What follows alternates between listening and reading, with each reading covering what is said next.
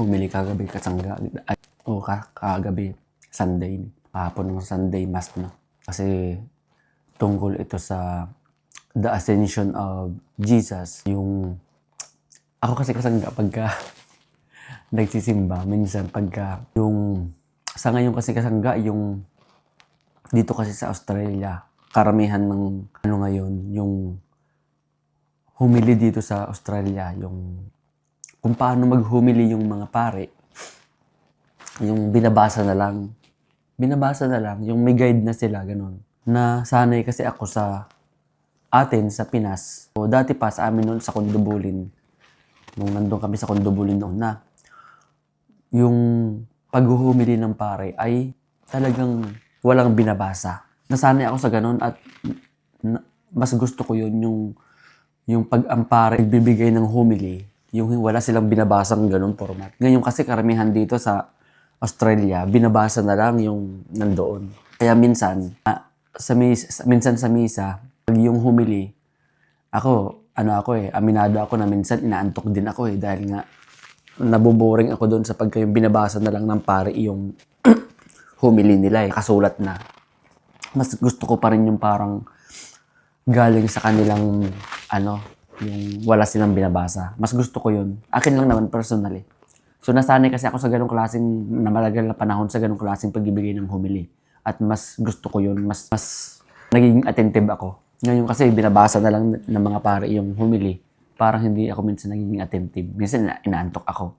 Kayo ba mga kasangga? Kung may ganun kayong experience na. Pero kagabi, the ascension of Jesus, hindi ko alam pero bakit bigla akong parang naging attentive. Yun naman sa akin, naging attentive ako sa humili kahapon.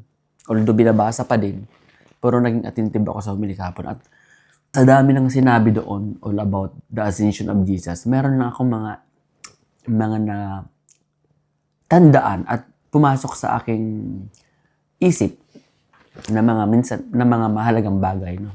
Ang isa doon ay yung all about sa pagpunta mo sa simbahan. Yung pagsisimba mo.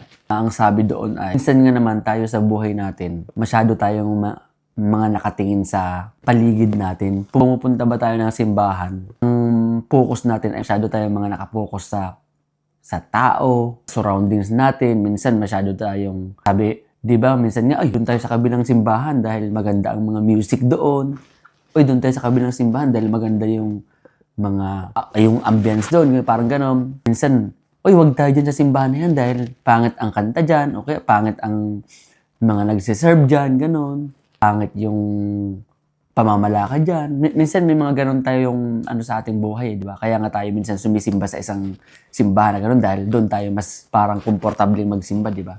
Pero nakakalimutan na natin, kaya tayo nagsisimba ay hindi para sa ganung mga rason sa ating buhay. Nagsisimba tayo, it's all about because we want to serve Christ, di ba? Gusto nating mag-serve at magpasalamat sa Diyos mismo at hindi sa mga tao o sa mga kung ano mang nasa simbahan, mga pangit na nasa simbahan na nakikita mo. Nagsisimba tayo is because we want to talk to God. Gusto nating magpasalamat, to give Him praise, di ba? Gusto nating humingi ng mga about sa pagdadasal natin, humingi ng ating mga kahilingan, magpasalamat, di ba? Kausapin siya. Ang naintindihan ko lang doon ay yun nga, tama naman na nagsisimba tayo para sa Diyos mismo, no? Nakalimutan na natin na yun ang ating talagang purpose, kaya tayo nagsisimba. To communicate to Christ, di ba?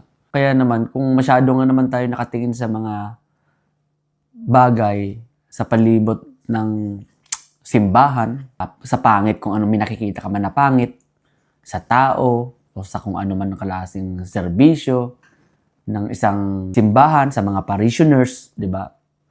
Kung makikita mo talaga, kung doon ka talaga kasangga nakatingin, walang perpektong sitwasyon, no? Walang perpektong, kahit simbahan niya, walang perpekto. Makakakita ka pa rin ng mga taong may mga masasabi sa'yo, may mga tao pa rin hindi mo gusto na makikita mo dun sa simbahan. Kung doon ka kasi nakapokus sa bagay na yon, no?